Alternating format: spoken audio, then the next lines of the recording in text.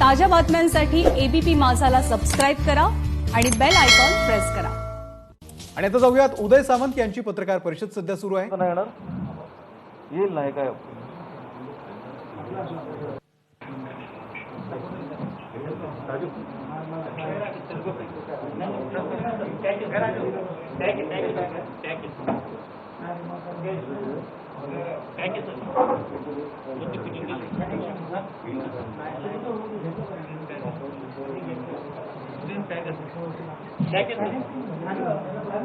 त्या भिंतीवर नाही डिस्प्ले होणार। ठीक आहे का आमची सावली पडणार लाईट बंद करावं लागेल अरे सावली हा सर सावली नाही ठीक आहे राहू दे आम्ही असं बसू काय चालेल।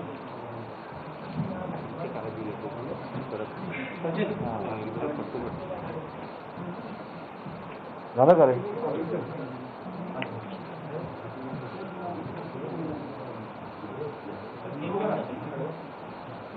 सुरू करू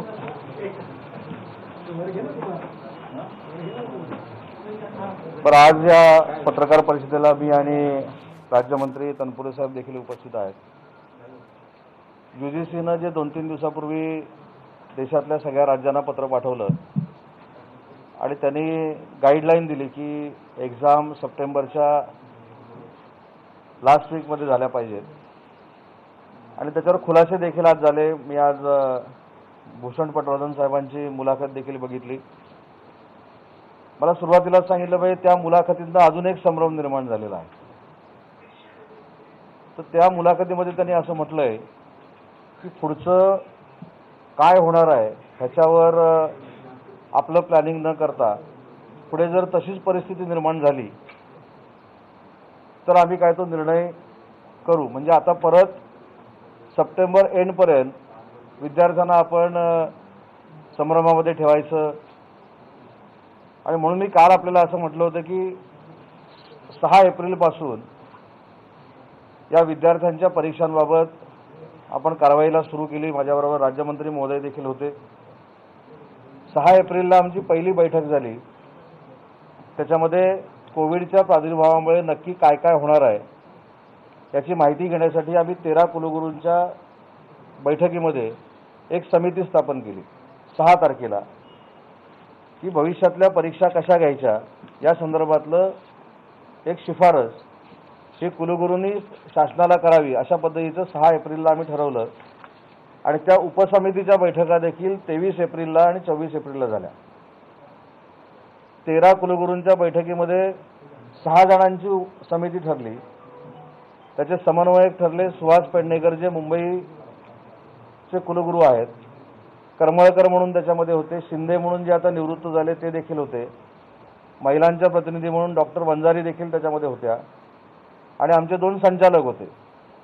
आणि ही समिती ज्यावेळी काम करायला ज्यांनी सुरुवात केली ते सुरुवात केल्यानंतर 29 एप्रिलला पहिल्यांदा UGCच्या गाईडलाईन आल्या आणि 29 एप्रिलच्या UGCच्या गाईडलाईनमध्ये स्पष्ट असं म्हटलेलं आहे की प्रत्येक राज्यामध्ये असलेली कोविडची परिस्थिती ही तिथल्या युनिव्हर्सिटीनं बघायची आहे, तिथल्या शासनानं बघायची आहे आणि त्या पद्धतीनं सरासरीनं गुण द्यायचे, पुढच्या वर्गामध्ये न्यायचं की नाही हे युनिव्हर्सिटीनं निर्णय घेतले पाहिजे आणि त्यांना जर काय अजून गाईडलाईन लागली तर ती शासनानं दिली पाहिजे असं 29 तारखेला त्यांचं पत्र आलं। 2 मेला पुन्हा एकदा कुलगुरूंची आमच्या सगळ्यांबरोबर बैठक झाली। 13च्या 13 कुलगुरू या बैठकीला 2 मेच्या उपस्थित होते। 4 तारखेला माननीय राज्यपाल महोदयांनी VC द्वारे 13 कुलगुरू आणि या खात्याचा मंत्री म्हणून मी आमच्या सगळ्यांशी संवाद साधला आणि त्यावेळी अशी चर्चा झाली। सगळ्या कुलगुरूंनी सांगितलं की खात्याचे जे मंत्री आहेत त्यांनी 1-2 वेळा आमच्या VC घेतलेल्या आहेत, आमच्याशी चर्चा केलेली आहे म्हणून तिथं असं ठरलं कुलगुरू जे काही ठरवतील त्याला मान्यता द्या आणि कुलगुरूंनी समितीचा अहवाल 6 मेला हा महाराष्ट्र शासनाकडे दिला। 6 मेला दिल्यानंतर मी स्वतः फोनवरनं राज्यपाल महोदयांची चर्चा केली आणि 8 मे रोजी कुलगुरूंच्या शिफारसी शासनाने स्वीकारल्या। त्याच्यानंतर 17 मेला ज्याच्यावरनं फार मोठा वादंग निर्माण करण्याचा काही लोकांनी प्रयत्न केला की मी UGCला पत्र का लिहिलं. आता काही लोक सांगतात की UGCनं सांगितलेलंच फायनल करा, UGC हीच सर्वोच्च आहे, UGCच असं करणार, UGC तसं करणार, हे आता सांगायला लागले. पण 17 मेला मी स्वतः मंत्री म्हणून UGCला पत्र लिहिलं की ज्या पद्धतीनं तुम्ही ह्या परीक्षांची गाईडलाईन थोड्याफार त्रुटी ठेवून केलेली आहे, तर त्याच्यामध्ये फायनल इयरच्या एक्झाम देखील रद्द करण्याची परवानगी आम्हाला द्यावी. हे 17 मेला दिलेलं पत्र आहे. मे गेला, जून गेला, जुलै गेला, ऑगस्ट पण संपला आणि आता जे पत्र आलं त्या पत्रामध्ये असं त्यांनी म्हटलं की 20 सप्टेंबरला तुम्ही एक्झाम घेतल्या पाहिजे. बरं, 17 मे नंतर काय झालं तर 25 मे आणि 29 मेला राज्यस्तरीय जी कुलगुरू महोदयांची समिती आहे त्यांच्यावर आमच्या बैठका पार पडल्या. 30 मेला माननीय मुख्यमंत्री महोदयांनी सगळ्या कुलगुरूंशी चर्चा केली. 30 मेला 13 जूनला मी स्वतः अनिल सहस्रबुद्धे साहेब जे आहेत, जे AICTEचे अध्यक्ष आहेत, त्यांच्याशी मी चर्चा केली. त्याच्यानंतर हबीब खान जे आहेत त्यांच्याशी मी चर्चा केली. त्याच्यानंतर UGCचे माजी अध्यक्ष सुखदेव थोरात साहेब यांच्याशी मी चर्चा केली. राजन विरळकर सर जे मुंबई विद्यापीठाचे माजी कुलगुरू आहेत त्यांच्याशी मी चर्चा केली. आणि एवढंच नाही तर ही चर्चा करत असताना उत्तर प्रदेशचे फायनान्स मिनिस्टर जे उच्च व तंत्रशिक्षण विभागाचे मंत्री आहेत त्यांनी मला फोन करून सांगितलं की तुम्ही ज्यावेळी परीक्षांचा निर्णय घ्याल तेव्हा घ्याल, पण माझी आपल्याला विनंती आहे की महाराष्ट्रातल्या CETच्या एक्झाम जर तुम्ही पुढे ढकलणार असाल तर तशा पद्धतीनं कारवाई उत्तर प्रदेश देखील करणार आहे. अशासाठी त्यांनी मला फोन केलेला होता. म्हणजे मी हे का सांगतो, मी आम्ही कोणाकोणाच्या संपर्कामध्ये होतो, कुणी कुणी आम्हाला फोन केले, ही सगळीच जंत्री मी आज इथं ठेवलेली आहे. आणि 18 जूनला आपत्ती व्यवस्थापन प्राधिकरणाची बैठक झाली ज्याचे मुख्यमंत्री अध्यक्ष असतात. तत्कालीन मुख्य सचिव जे अंमलबजावणीचे प्रमुख असतात त्या बैठकीमध्ये मी देखील होतो, तनपुरे साहेब देखील होते, विजय वडेट्टीवार साहेब होते, महाराष्ट्र राज्याचे उपमुख्यमंत्री अजितदादा पवार देखील होते. आणि या सगळ्या कमिटीनं असा निर्णय घेतला की कोविडची वाढती परिस्थिती लक्षात घेता अंतिम वर्षाच्या अव्यावसायिक अभ्यासक्रमाच्या परीक्षा आणि व्यावसायिक अभ्यासक्रमाच्या परीक्षा ह्या रद्द करायच्या आणि व्यावसायिक अभ्यासक्रमाच्या परीक्षा ज्या रद्द केलेल्या आहेत त्याची शिफारस आपण अपेक्स बॉडीकडे करायची आणि त्यांना विनंती करायची की त्याला मान्यता द्या. ते देखील पत्र मी स्वतः लिहिलं, आमच्या सचिवांनी लिहिलं. एवढंच नाही तर VCद्वारे PM साहेबांची आणि CM साहेबांची जी चर्चा झाली त्याच्यामध्ये देखील CM साहेबांनी याचा उल्लेख केला होता आणि CM साहेबांनी PM साहेबांना पत्र देखील लिहिलं जे आहे ते आपल्या रेकॉर्डवर आहे. ही जी भूमिका घेतलेली होती ती फक्त आणि फक्त लाखो विद्यार्थ्यांच्या आरोग्याच्या हितासाठी, भवितव्यासाठी घेतलेली होती आणि हे पत्र CM साहेबांनी देखील तिथं पाठवलेलं होतं. हे सगळं झाल्यानंतर 19 जूनला आम्ही शासन निर्णय काढला. 23 जूनला उच्च व तंत्रशिक्षण विभागामार्फत जी मी म्हटलं की पत्र आम्ही पाठवली शिखर परिषदेला, ती आम्ही पत्र पाठवली.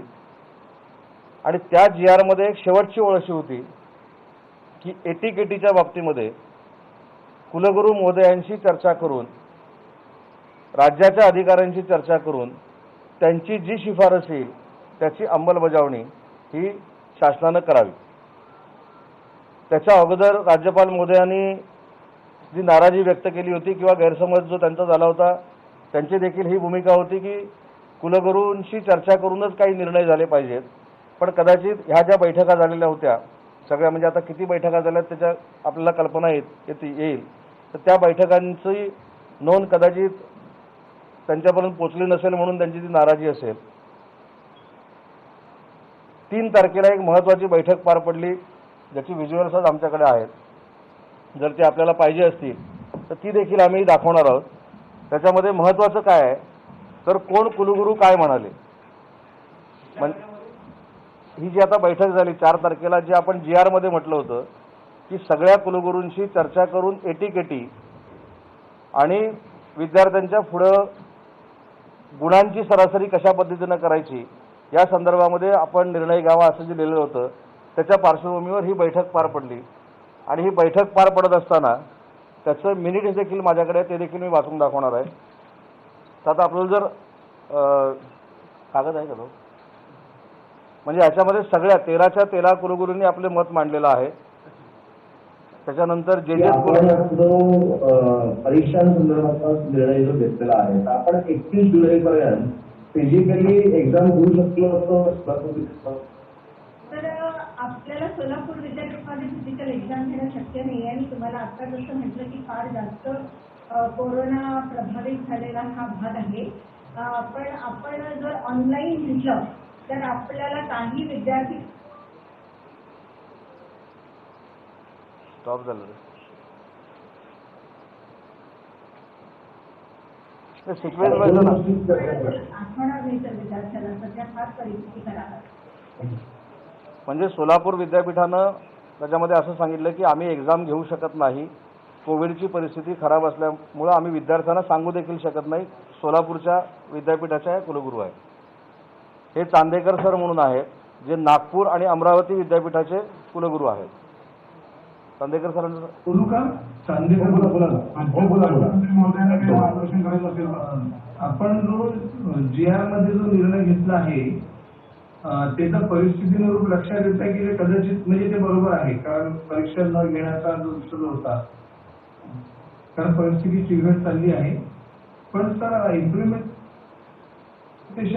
2 गोष्टी देशामध्ये असं ना असे कर ना जे अजून राहिलेले आहेत त्या कधीतरी आपण जर क्लिअर केल्या जसं एटीकेटीच्या बाबतीतलं आणि प्रोफेशनल एज्युकेशनचे जे विद्यार्थी आहेत त्यांच्या बाबतीतलं ते जर 2 गोष्टी क्लिअर केल्या ना तर तो जो पहिल्या मीटिंग पासून आपला युनिफॉर्मिटीचा विषय आहे तो विषय एक खऱ्या अर्थाने सगळ्या विद्यापीठांमध्ये युनिफॉर्मिटी जो राबवला जाईल म्हणून तिथे पॉज करणार. हा जो मुद्दा आहे त्यांनी मांडलेला चांदेकर सरांनी तो ह्या मिनिट्समध्ये आलेला आहे. ते पण मिनिट्स मी आपल्याला वाचून दाखवतो.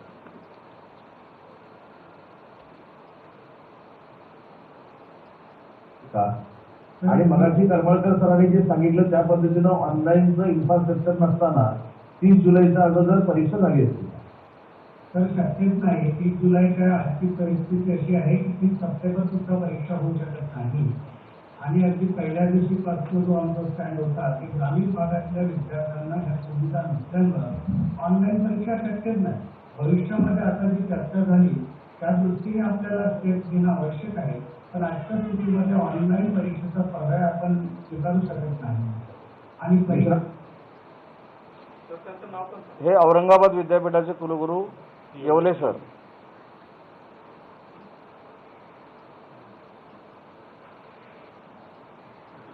ना गडचिरोली प्रश्न 2च.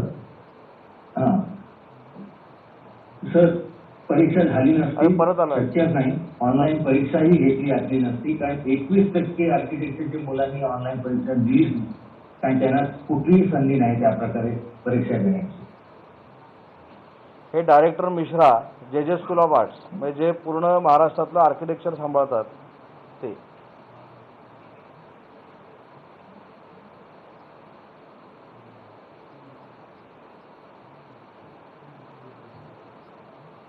ट्रान्सपोर्टेशनचा कदाचित प्रश्न होता पण आता तो प्रश्न संपलेला आहे. दुसरा विषय आहे की आता आम्ही परीक्षा घेऊ शकत नाही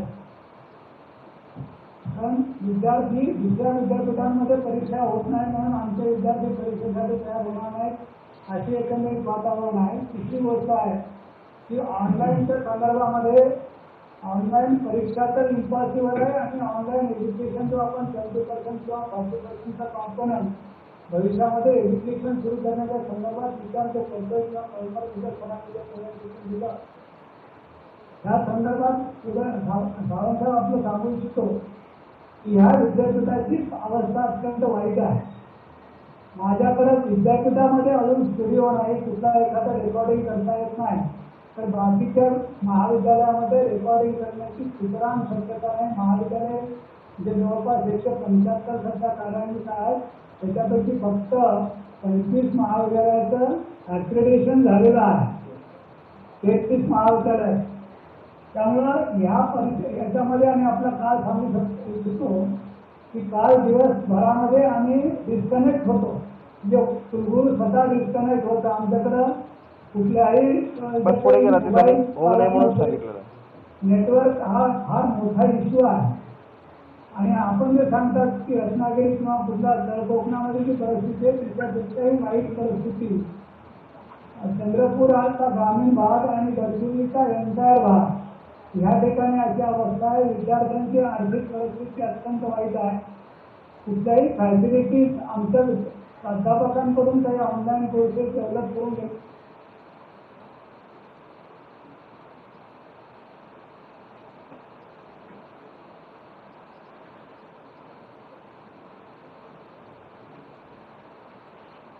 आता सुहास पेडणेकरांचे जे अध्यक्ष होते कमिटीचे त्यांचा गेला.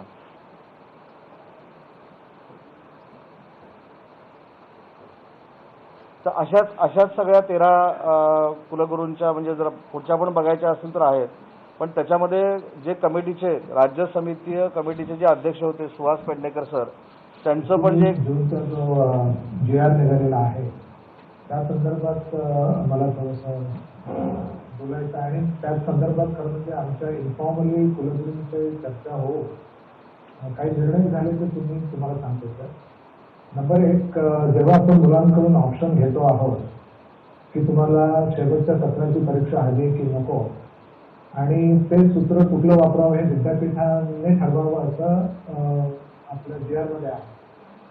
त्यामुळे आम्ही सर्वांनी म्हणून असं एक ठरवलं की जो फॉर्म्युला आपण फर्स्ट इयर सेकंड इयरसाठी वापरला होता UGCचा तोच फॉर्म्युला इव्हन थर्ड इयरसाठी वापरू शकतो.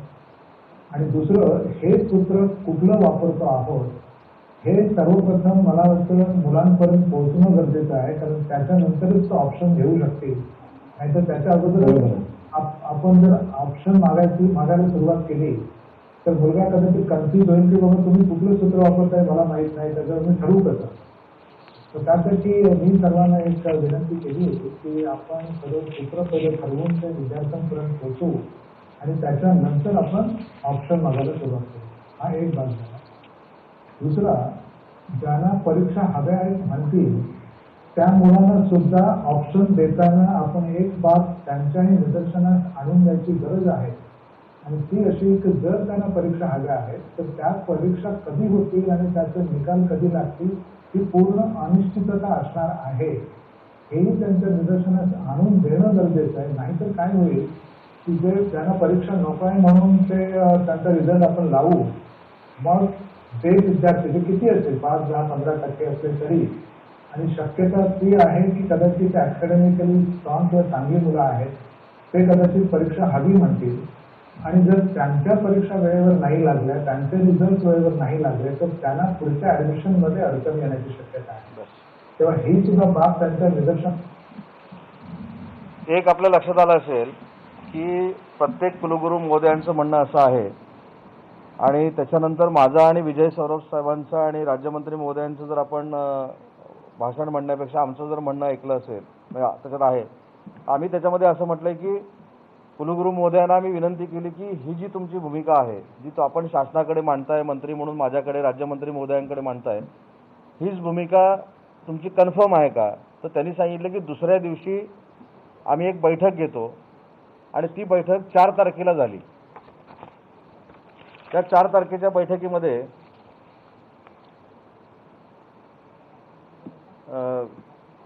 नामदेव कल्याणकर हे कुलगुरू उपस्थित होते.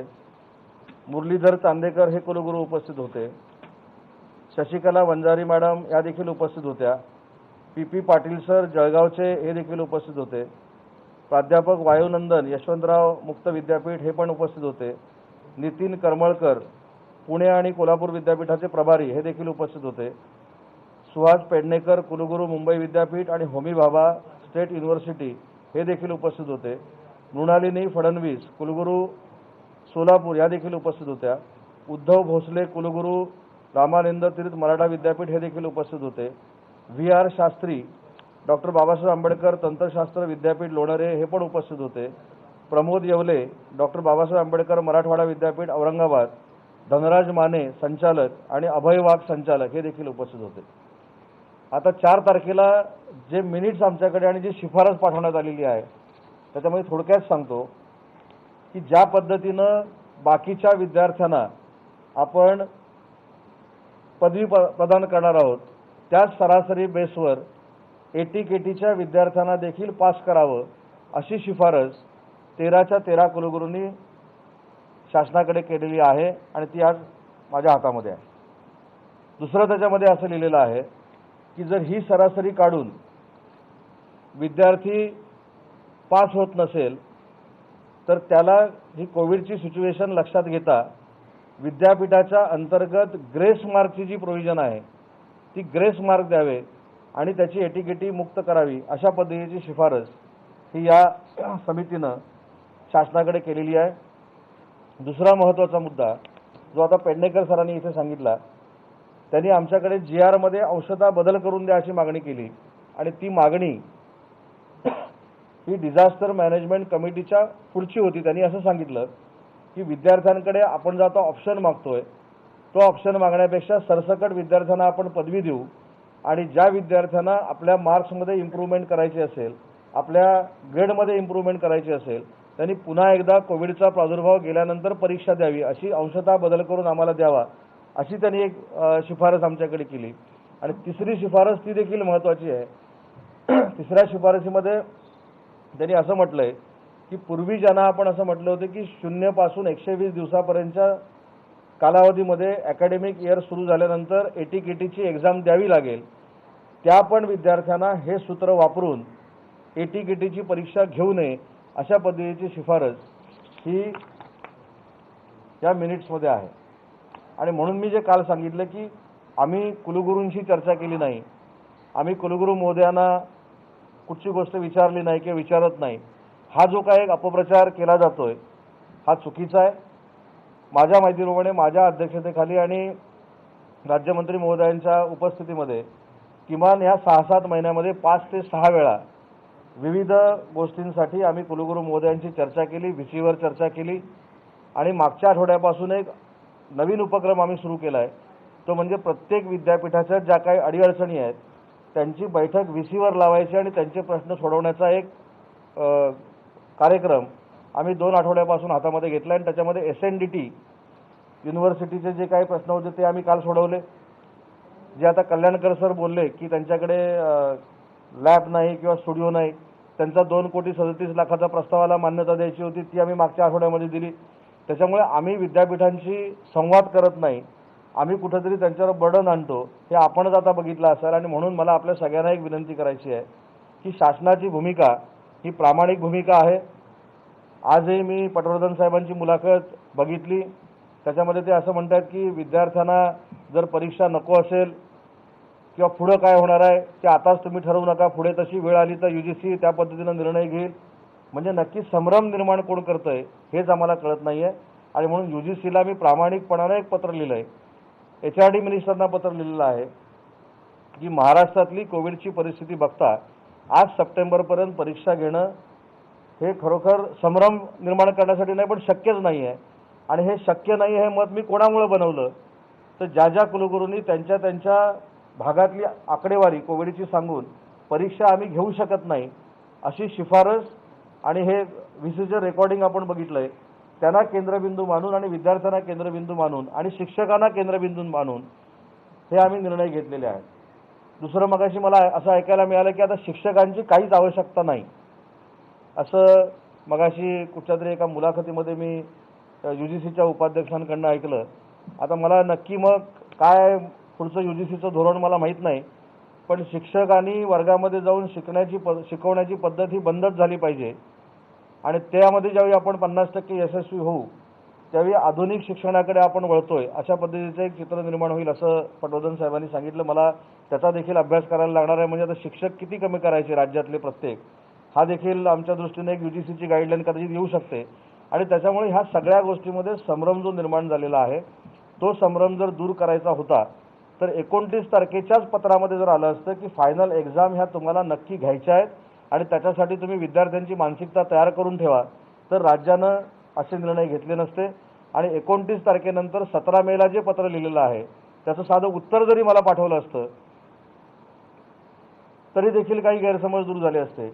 पण 5 महिने 4 महिने कुठचाही पत्रव्यवहार नाही, कुठच्याही ह्याला महाराष्ट्र शासनाचं उत्तर दिलेलं नाही आणि डायरेक्ट 20 तारखेला म्हणजे काल ज्यावेळी आपण निर्णय घेतो की आता एक्झाम घेतल्या पाहिजेत, तर मी काल देखील एक 2-4 प्रश्न विचारले होते की कंटेनमेंट झोनमध्ये जे विद्यार्थी आहेत त्यांची एक्झाम आम्ही कशी घेणार आहोत? कंटेनमेंट झोनमधला विद्यार्थी परीक्षेला आल्यानंतर त्याला क्वारंटाईन करायचा की नाही? क्वारंटाईन सेंटरसाठी दिलेली जी वसतिगृह आणि कॉलेजेस आहेत ती सरकार कशा पद्धतीनं विभागाच्या ताब्यामध्ये देणार आहे? जे विद्यार्थी आपापल्या शहरातनं गावी गेलेले आहेत त्यांना कसं आपण परत त्या शहरामध्ये आणणार आहोत? आणि सगळ्यात महत्त्वाची गोष्ट, पेपर सेट कोण करणार, पेपर कोण हाताळणार, उत्तरपत्रिका कोण हाताळणार, त्याचं मोबिलायझेशन कसं असणार, या सगळ्याची गाईडलाईन देखील UGCनं दिली पाहिजे. कारण जर अशा पद्धतीची परिस्थिती भयावह असताना आपण असं निर्णय घ्या म्हणून जे सांगतोय तर त्याच्यावर सोल्युशन देखील दिलं पाहिजे. आणि ऑनलाईनचं जे सांगतायत त्याचं उत्तर कुलगुरू महोदयांनी दिलेलं आहे आणि म्हणून हे सगळे खुलासे आज या पत्रकार परिषदेमध्ये मला करायचे होते. कायमस्वरूपी ट्विटवरनं आम्ही बघतो की आम्ही कोणाच्या संपर्कात नाही, आम्ही मनमानी करतो, आम्ही कोणाचं तरी ऐकून हे सगळं करतोय. नक्की आम्ही कोणाचं तरी ऐकून करतोय, पण कोणाचं ऐकतो हे आज आम्ही तुम्हाला दाखवलेलं आहे. प्रत्येक कुलगुरू महाराष्ट्राच्या विद्यार्थ्यांचं हित डोळ्यासमोर ठेवून काय बोललेत हे सगळं आम्ही तुम्हाला ऐकवलेलं आहे.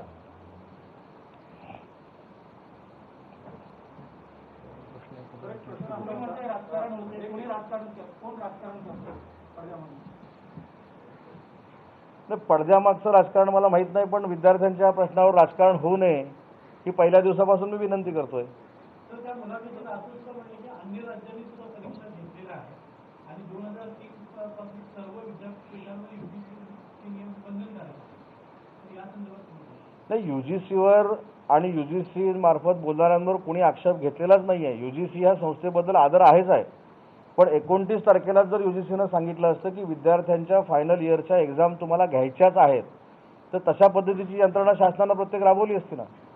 आता मी स्वतः ओडिसाच्या प्रिन्सिपल सेक्रेटरींशी बोललो, मी राजस्थानच्या मंत्री महोदयांशी बोललो, मी UGCचे प्राध्यापक कराड नावाचे एक जे साहेब आहेत जे कमिटीचे सदस्य होते, अध्यक्ष होते, त्यांच्याशी देखील मी बोललो. म्हणजे हा काय पॉलिटिकल फार्स आहे म्हणून आम्ही करत नाही. ऑक्टोबर किंवा नोव्हेंबरमध्ये परीक्षा होणार नाहीत हे जर कुलगुरू महोदय सांगत असतील तर नक्की शासनानं त्यांच्याबरोबर राहिलं पाहिजे की UGC बरोबर राहिलं पाहिजे. हा संभ्रम आता आमच्यामध्ये निर्माण झालेला आहे. कारण ग्राउंड रियालिटी कोण बघतं तर कुलगुरू बघतात. कुलगुरू महोदयांचंच म्हणणं असं आहे की आम्ही ऑनलाईन एक्झाम पण घेऊ शकत नाही, आम्ही एक्झाम पण घेऊ शकत नाही. तर अशा परिस्थितीमध्ये पुढं कसं जायचं हा संभ्रम आता आमच्यामध्ये निर्माण झाला आणि म्हणून मी पत्र लिहिलं की महाराष्ट्रामध्ये या परीक्षा कुलगुरू महोदयांशी सगळ्यांची चर्चा केल्यानंतर असं आम्हाला वाटतं की आम्ही घेऊ शकत नाही. असं पत्र मी त्याच दिवशी केंद्र शासनाला पाठवलेलं आहे.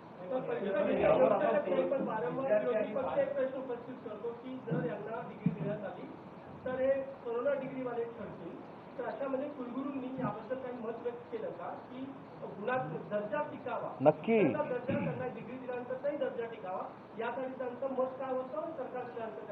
अतिशय महत्त्वाचा हा प्रश्न तुमचा आहे. आधी कोविड बाधित बॅच हा जो काही शब्दप्रयोग जी लोक करतायत, मला त्यांना एक विनंती करायची आहे.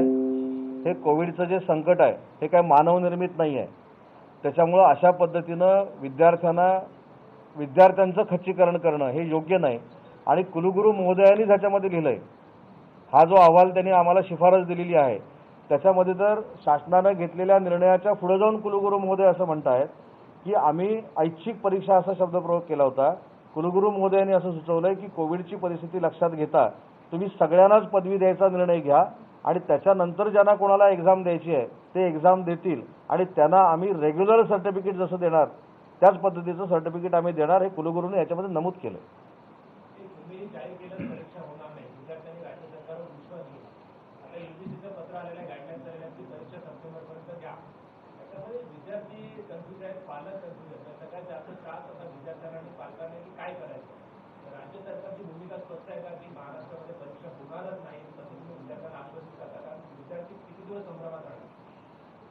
याचे पहिले 2 भाग केले पाहिजेत. आपल्याकडे जे 34.5 लाख विद्यार्थी हायर अँड टेक्निकल एज्युकेशनला शिकत आहेत त्यातल्या जवळजवळ 25 लाख विद्यार्थ्यांचा विषय हा क्लिअर झालेला आहे, तो पूर्वीच क्लिअर झालेला आहे. त्यांना आपण कॅरी फॉरवर्ड करून पुढच्या वर्गामध्ये आणतो आणि ती सगळी यंत्रणा प्रत्येक युनिव्हर्सिटी तयार करते. त्यांचं ते काम 15-20 दिवसामध्ये संपून जाईल. तर UGCनं आधीचा निर्णय जो होता चर्चा करूनच परीक्षा रद्द करण्याचा निर्णय घेतलेला आहे. लाखो विद्यार्थ्यांच्या आरोग्यासाठी आम्ही ही भूमिका घेतलेली आहे. परीक्षा घ्या हे आधीच UGCनं का सांगितलं नाही? 3 महिन्यांपासून पत्रव्यवहार केला, त्याला उत्तर का दिलं नाही, असा सुद्धा सवाल उदय सामंत यांनी केलेला आहे.